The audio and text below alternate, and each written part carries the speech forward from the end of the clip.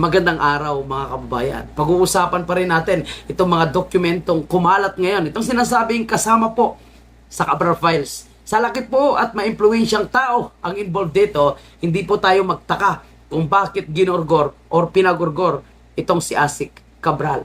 Mga kababayan, hindi lang pala si Lisa Marcos ang nabulgar na may infrastructure project dito po sa mga maanumalya ng DPWH. Imagine mo, pambansang alalay lang, asawa ni Bongbong Marcos. Hindi naman siya sekretary ng anong ahensya ng gobyerno. Hindi naman po siya nasa kongreso, hindi naman siya senador. Pero mayroon po siyang 100 million na allocation para sa DPWH infrastructure project. At ang matindi, hindi lang si Lisa Marcos, mga kababayan natin.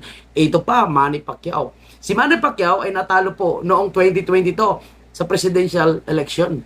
Naging kalaban ito ni Bongbong Marcos at malupit na tagapagbatikos ng Marcos, mga kababayan, at ng pamilya Marcos na sinasabi niya kapag siya ay nananalo, ipapakulong niya. Putsang gala, mga kababayan. Kaya biglang naglaylo itong si Manny Pacquiao at biglang humihimod ngayon ng puwet ni Bongbong Marcos at napasama pa po siya sa kandidato ng Team Bangag noong 2025 senatorial candidates. Bakit ganun na lang kabilis bumaliktad ni Manny Pacquiao? Ikaw pa naman, mga kababayan natin, hindi ka na senador. Mayroon ka pang 200 million na infrastructure project sa Sarangani. Kaya paano nangyari na ang isang Manny Pacquiao na wala na sa gobyerno, hindi na siya senador, bakit mayroon pa sa infrastructure project? So grabe po kasi hindi katuhan ang nangyayari po sa gobyernong ito. Sige, puntahan muna natin itong balitang ito, mga kababayan. Mamaya puntahan natin yung mga taga-ICI na yan, mga kababayan natin. Pakinggan muna natin ang balita, no? Kung bakit nagkaroon nga ng budget itong si Manny Pacquiao na hindi naman siya senador.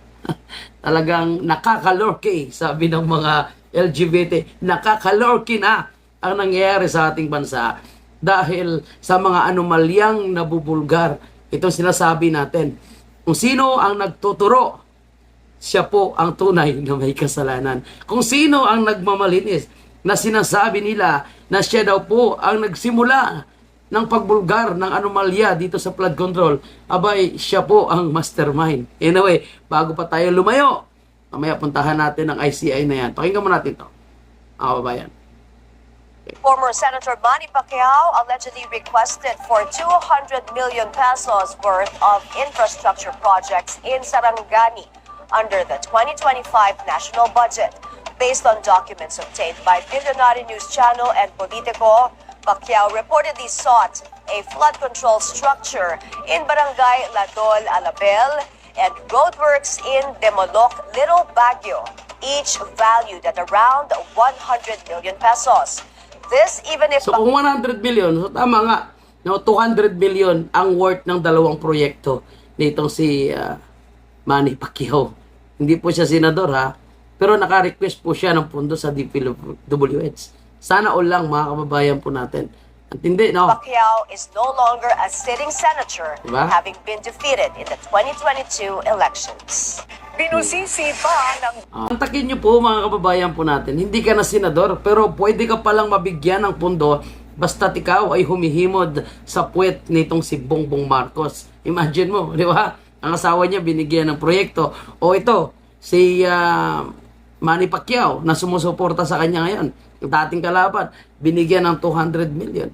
So magtaka ka, paano na-aprobahan yung mga pundong ito? Asa nang sinasabi ni Bongbong Marcos, mga kababayan, na pinag-aralan niya daw po, hindi daw po siya natulog bago niya pirmahan ang mga budget na ito, bago naging batas nga itong budget sa taong 2025. Hindi daw po siya natutulog para lang, nagdo-double time daw po siya para lang matapos ang budget para hindi maging reenacted. Bakit nakalusot yung mga ganitong klaseng budget?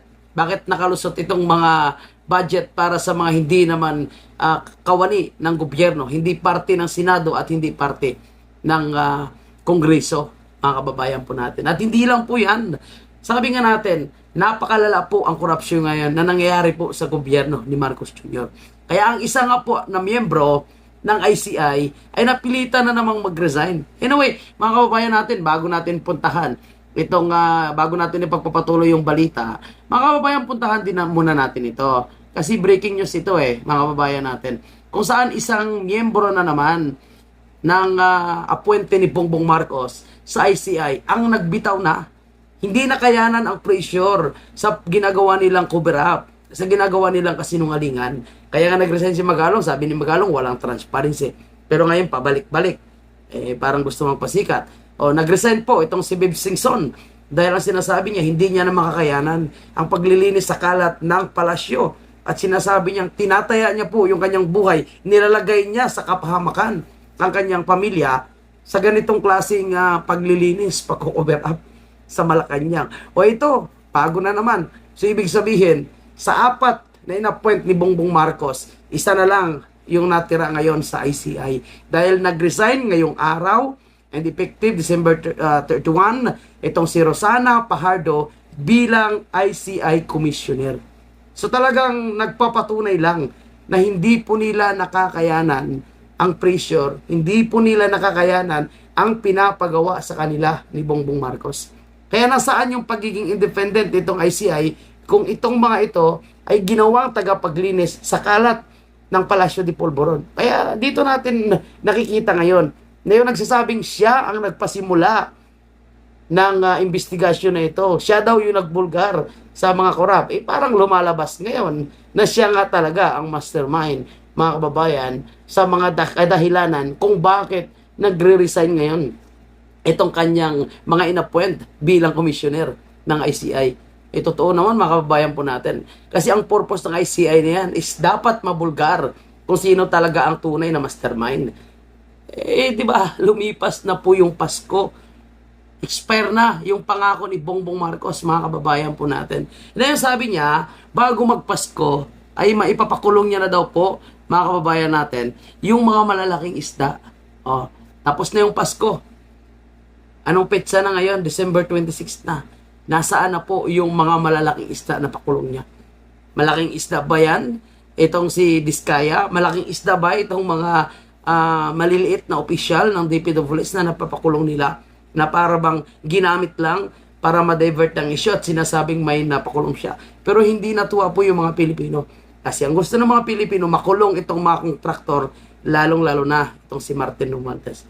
Anyway, mukhang kinakarma na po itong si Martin Romualdez dahil pumayat na. Again, mga kababayan, dahil hindi nakakayanan ng ICI, nagre-resign po yung mga inappoint ni Bongbong Marcos bilang commissioner. Grabe po.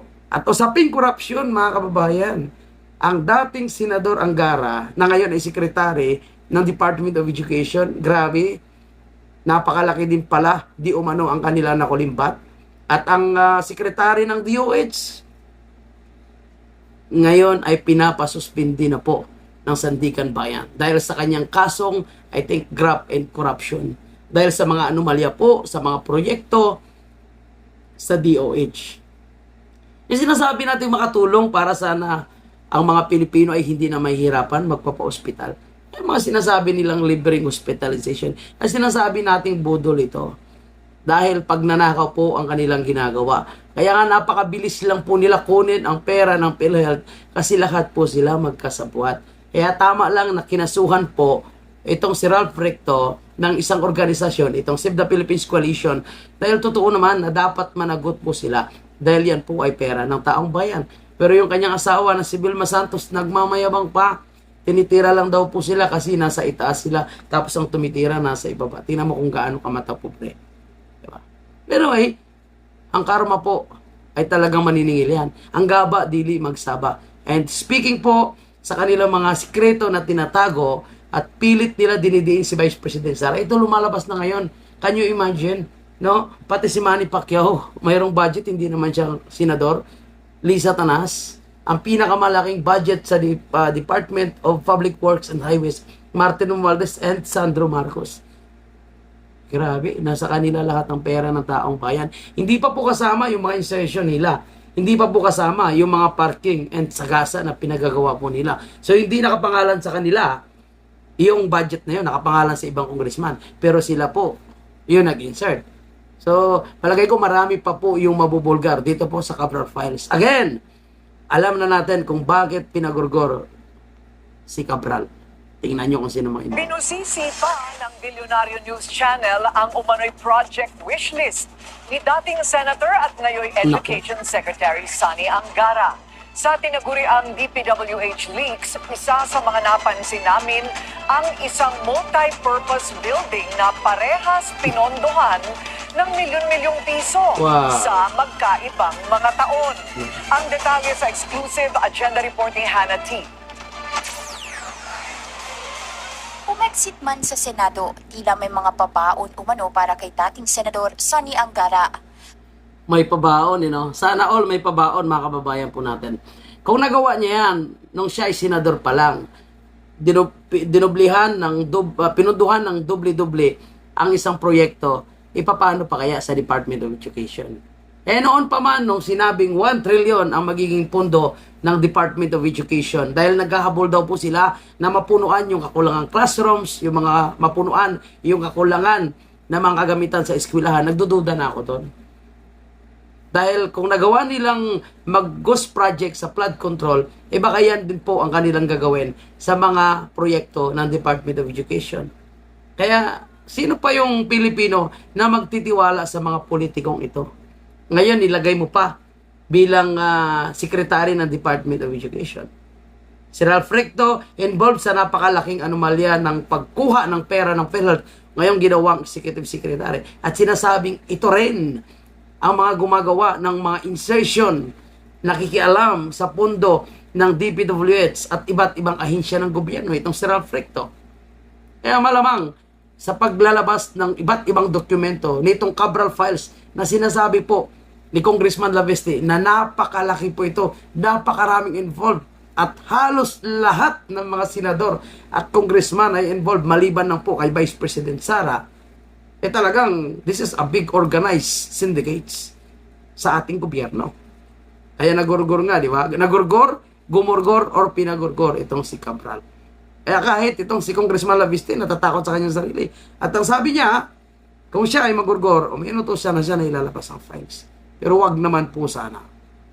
Ayon kasi sa source ng Bilyonaryo News Channel, bago raw siya naging Deputy Secretary noong July 2024, nagpa-allocate pa raw ito sa proposed budget para sa 2025. Ilan umano rito ang lumalabas ngayon sa DPWH leaks file na nakalap ng PNC, kung saan 105 projects ang nakalistang si Angara umano ang proponent, pagdating pa lang sa National Expenditure Program o NEP. 92 sa 105 na ito, mga proyekto sa Aurora, ang kilalang balwarte ng mga Angara. Tig-anim naman sa Iloilo at Bohol. Sumatotal, nasa 2 billion pesos ang mga proyekto. Sa DPWH leaks, kay Angara nakapangalan ang mayorya ng mga proyekto pagdating sa hanay ng mga senador. Corroborated ang listahang ito sa 2025 NEP ng DBM at DPWH contracts. Kapansin-pansing marami sa mga ito ay nakapailalim sa mga karaniwang pinupondo ng SIPAG at BIP. Ito ang Major Infrastructure Program names ng DPWH para pondohan ang iba't ibang infra projects. Ang BIP at Grabe, ang lupit nila, mga kababayan po natin, no? Tapos si BP Sara ang kanilang ididiin. Mga hayop kayo, magnanakaw kayo. SIPAG ang una ng finlag ni Senate President Pro Tempore Panfilo Lacson na tila nagkanda lobo-lobo ang budget sa mga nakaraang taon at nagduduplicate kahit pare-pareho naman daw ang layunin ng mga proyekto nito. Nagdo-double appropriations tayo No? under different programs, but yung mga projects, pareho rin. Different programs, but same project. Alam mo, sayang din ito si Ping Lacson, no? Marami sana itong alam, magaling sana ito mag-imbestiga at mag-research. Kaso naging tuta na rin ni Bongbong Marcos. Sayang lang ito si Ping Lacson. Projects.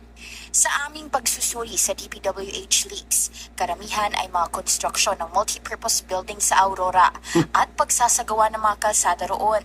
Pero tila walang station number sa mga ito. Lumitaw sa aming pagsisiyasat ang isang proyektong may kapareho ng pangalan noon pang 2022. Ayan. So, magkakambal na, no? Magkakambal na po yung mga proyektong pinagagawa po nila. Magtaka ka, ito sinasabi ni Bongbong Marcos na talagang iniisa-isa niya. Ngayon, makikita mo, doble-doble. Budol talaga at sinungaling. At hindi niya naman ito siguro mapipirmahan kung siya ay hindi kasabwat. Alagay nyo. Paano ito nakakalusot kung hindi siya kasabwat? Kung hindi kasabwat yung mga kanang kamay niya, mga kababayan natin, paano hindi na monitor nila yan? Bakit ngayon lang ito nagsilabasan? Kung saan po ay galit na ang tao. Kung saan nagurgur na itong si Cabral na sinasabi po ng Malacanang na unauthenticated. Kasi wala na daw mag-authenticate. Eh sino pa mag-authenticate? Eh pucha, pinagurgur na. 2022 na magkaroon ng construction ng isang multi-purpose building na ito sa luwal sa Kasiguran, Aurora na nasa 5.2 million pesos. No. Pero ganun din ang pangalan ng 4.8 million worth of project na ito para sa 2025. Grabe. Sinisika pa namin makakuha ng paglilinaw mula sa mga opisyal ng luwal tungkol dito. Una nang ipinalita ng PNC na ayon sa aming source, nagbuhos umano ng infra project si Angara Sabaler nung siya ay Senate Finance Committee Chair. Sa aming pagsisiyasat noon, napansin na rin namin ang tila na ulit na completed projects mula 2022 hanggang 2024 sa Aurora. Lumitaw ang pangalan ni Deputy Secretary Angara sa flood control mess dahil sa di umano'y deliveries ng 12% kickback ng projects na para raw sa kanya. Naging transaksyon daw ito ni flood control whistleblower Roberto Bernardo sa umano'y protege ni Angara na si dating DepEd Undersecretary Trigev Olivar. Angara 5 noon kung tawagin ang aming source ang 5 naiuugnay kay Angara pagdating sa insertions sa national budget na nooy mga bata umano ni late Senator Edgardo Angara sa Senado, ang ama ni Secretary Sonny. Kabilang doon si Olivar. Sinubukan namin kunin ang pahayag ni Angara tungkol dito nang i-ere namin ang Angara 5 story. Pero hindi siya tumugon sa amin at sa halip nag-tweet na wag daw idamay ang patay na dahil hindi naman ito makakasagot. Nananatiling bukas ang PNC sa panig ni Angara. Para sa agenda, Hannah T. Billionaire. Ngayon, nakikita nyo na mga kababayan po natin, di ba? Yung mga nagmamalinis. Ngayon, lalo tayong matatakot. Kung yan si Angara, nagawa niya po nung siya ay senador, napalusot, no? Lalo na ngayon, siya ang sekretary ng Department of Education. Baka naman, no, ang maulit na naman yung hindi pagpapagawa ng mga school buildings. Imagine mo, from 1,700 na target, naging 22 lang ang kanilang nagawa. Lalo na ngayon, siya po ang sekretary ng Department of Education. Baka mapupunta na naman ito sa mga ghost project school buildings dahil po sa mukhang hustler o kumbaga mukhang sanay na po sila sa mga ganitong klaseng strategiya at mukhang hindi po sila natatakot dahil alam nila na kaya nilang lusutan ito dahil kasabot nga nila yung nakaupo sa Malacanang. Mga kababayan, hindi lang po yan. DOH, puntahan natin ang DOH. Nario News. Concerned health personnel and good governance watchdogs demand the suspension of Health Secretary Ted Herbosa and 2 other officials. The concerned DOH personnel, the Alliance for Clean and Transparent Government, and the Health Workers for Change movement have filed a draft case before the Ombudsman against the said officials over the use of 98 Ayan po mga kababayan po natin. No, pinapasuspindi po ng ilang mga health advocates yung watchdog kontra corruption din itong secretary po ng Department of Health dahil sa kanyang involvement din sa corruption diyan sa Department of Health. So halos lahat ngayon mga kababayan po natin, no, kumbaga nakatutok pala ngayon sa DPWH. Ayan ang pinakamalaking iskandalo. Pero kung himay-himayin lang po mga kababayan po natin, halos lahat talaga pala ng ahensya ng gobyerno. DOH mayroon. Ayan. Department of Agriculture mayroon din. Nabubulgar din po. Ano pa yung ahensya ng gobyerno wala? Kahit sa Armed Forces of the Philippines. Di ba mayroong 15 billion din na sinasabing proyekto na mukhang napunta sa Ghost Project. Yang mga proyekto na pinunduhan din ng DPWH para po sa Armed Forces of the Philippines. Kaya paldo-paldo yung mga leader ngayon ng iba't ibang ahensya ng gobyerno. Yung iba't ibang sekretary ng ahensya ng gobyerno. Kaya ang tao, naghihirap. Ang mga Pilipino, todo kayod pa. Tapos hindi pa nakuha yung sahod, nagbabayad na ng buwis. Pero mga politiko, walang humpay sa pagnanakaw. Mantakin mo ha. Ang dami pala nilang involved. Ngayong lumalabas na ang listahan. Itong insertion, itong budget na ito, wala naman talagang problema yan. Kung ang kanilang pinopropose ay para mapunduhan at mapaayos ang isang proyekto na talagang kailangan mapaayos, walang problema. Mapa-insertion man ito, mapa-amendments. Yung problema kasi ngayon, hindi nga po napapagawa, napupunta sa Ghost Project. Kung napagawa man, ay hindi natapos at substandard. May budget nga kay Lisa Marcos, di ba, 100 million. Magtaka tayo kung saan napunta yung 100 million dahil upon bidding, na-failure. Saan napunta yung pera?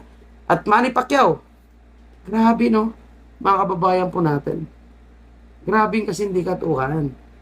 Kaya hindi tayo magtaka kung bakit nagre-resign itong mga inappoint ni Bongbong Marcos sa ICI. Dahil siguro nakukonsensya sila na yung tao naghihirap dahil sa anomalya ng flood control, maraming nawala ng buhay, nawala ng hanap buhay, nasirang ari-arian, tapos sila, imbis na imbestigahan para matukoy at mapakulong, ang dapat mapakulong, sila pa yung nagko-cover up. Sila yung naglilinis. Sinabi ni Big Simpson yan. So, siguro hindi na kakayanan at nagre-resign na.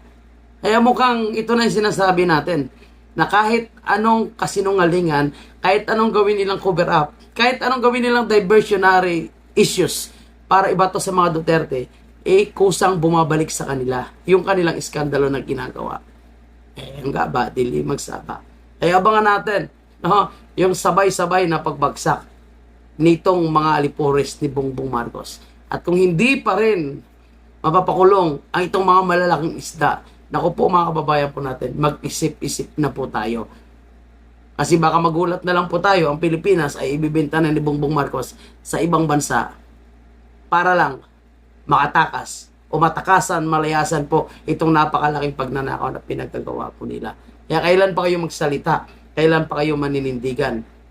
Kung talagang wala na, bankrupt ng Pilipinas, na sinasabi nga natin, mga kababayan, na yung pera natin ay wala ng value para sa buong mundo.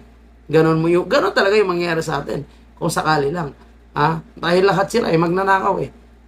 Kung tutuusin, hindi naman mahirap yung bansa natin eh. Sa dami po ng pera na pinagnanakaw nila, mayaman po tayo. Kaso, ang problema nga, mga kababayan po natin, ay napupunta lang sa ilang mga politiko na sadyang gahaman at magnanakaw. Kaya dapat magsalita na po kayo. Mula po kay Bongbong Marcos, sa kanyang mga anak, lahat may mga insertion, napakalaking pondo na kukuha, Martin Romualdez, sa kanilang mga alipores. Grabe, no?